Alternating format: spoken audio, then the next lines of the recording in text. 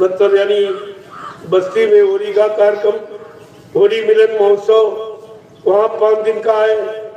और इसके बाद मुक्ति दिवस, जो किसी ने आज तक विश्व का रिकॉर्ड है, किसी ने भी यानी मुक्ति दिवस निर्धारित नहीं किया।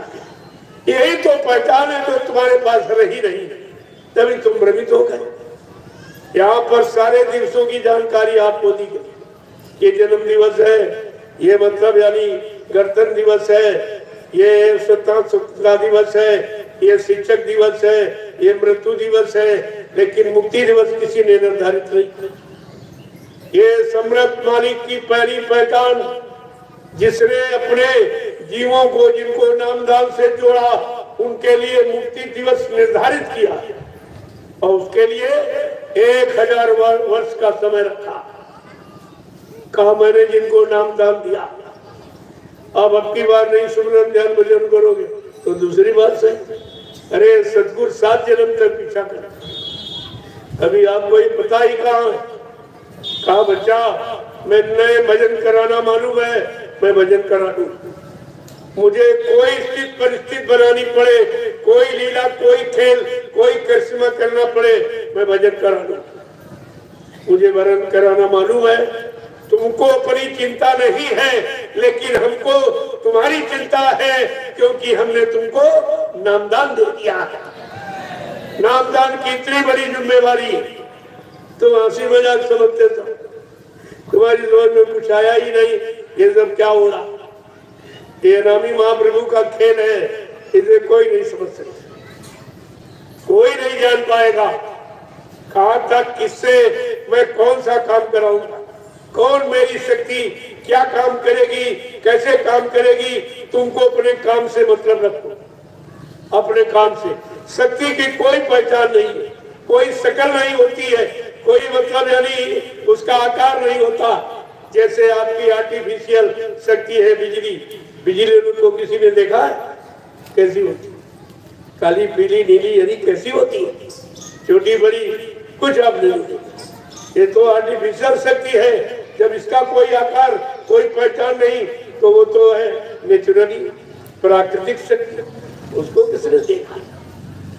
कहा था बच्चा इतनी शक्तियां भारत भूमि पर अवतरित हो चुकी, जिनके द्वारा ये परिवर्तन कराया जाएगा, ये सतयुगी व्यवस्था को लाके खड़ा किया जाएगा। लेकिन उनके माँ बाप भी उन बच्चों को नहीं जानते जो उनके घर में पैदा हो। इसलिए बाबा जी ने आह्वान किया था कि हमको अपना एक एक बेटा संकल्प कर दो।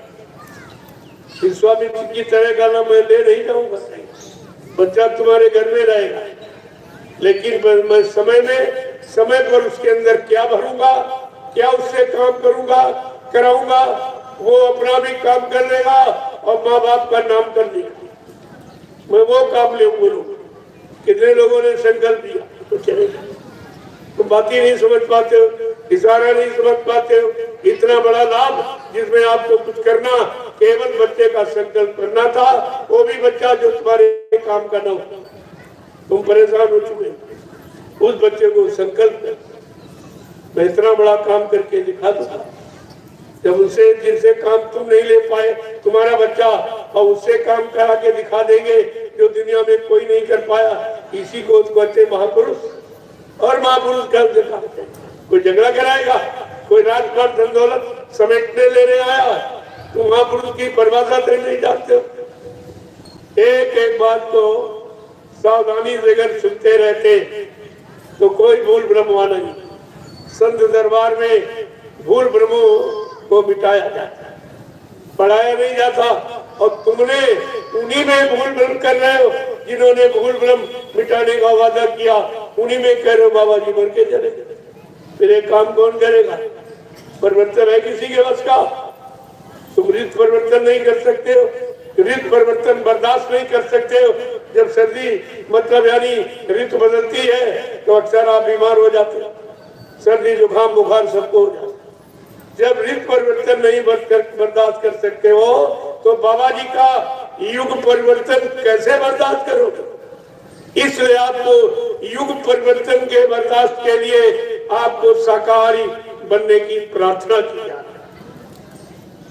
प्रार्थना की जा रही है, बनना तुम्हें है, प्रार्थना संत महापुरुष करते। इनको कहते हैं हमदर्द, शुभचिंतक, रहबर रहनुमा, सहयोगी, इन्हीं को कहते हैं। लेकिन तुम अपने सहयोगी को नहीं आज तक समझ पाए, तो तुम्हारा जैसा दुर्भाग्यशाली कौन हो? एक तो कभी आए नहीं, और आए तो तुम उनको पहचान नहीं पाए, अपना कोई काम नहीं करा पाए, तुम उनके पास रह नहीं, टिक नहीं पाए। ये तो दुर्भाग्यता है क्या? ये सब दुर्भाग्यशीलता का लक्षण है। तो ये जानकारी सब रखनी चाहिए। ये भूल भलैया क्यों हुई है? इसका कारण केवल कि आपने बच्चों को संभाल के नहीं सीखा, इसलिए आप सबका संदेह भूल ब्रह्म थे। और जबकि एक एक वचन एक दिन नहीं 60 वर्ष मथुरा में आपको सुनाया गया, और 10 वर्ष से ये लीला के बाद का मैं पूरे हिंदुस्तान में फिर से आपको एक बार याद दिलाता हूँ। ये 70 साल आपके जीवन के निकल गए, अब कितने बचे? कभी इस पर विचार करते हो?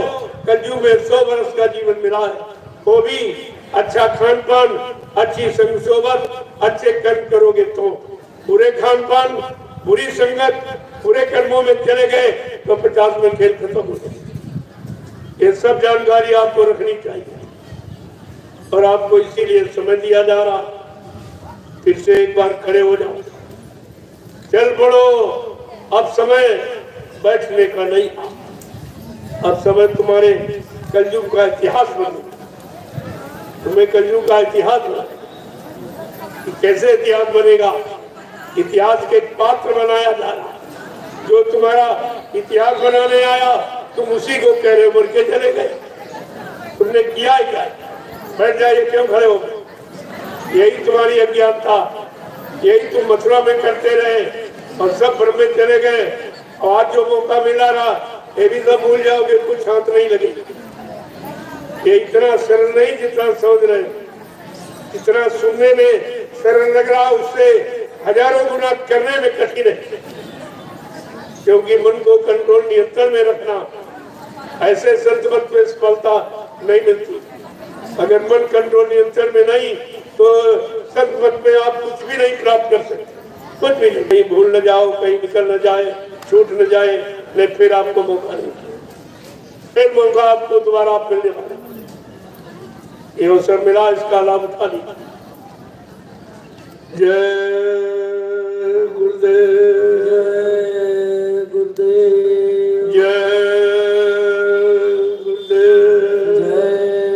गुरुदेव, जय गुरुदेव, जय गुरुदेव, जय गुरुदेव। नाम किसका? प्रभु का। जय गुरुदेव। नाम किसका? प्रभु का। जय गुरुदेव। नाम किसका?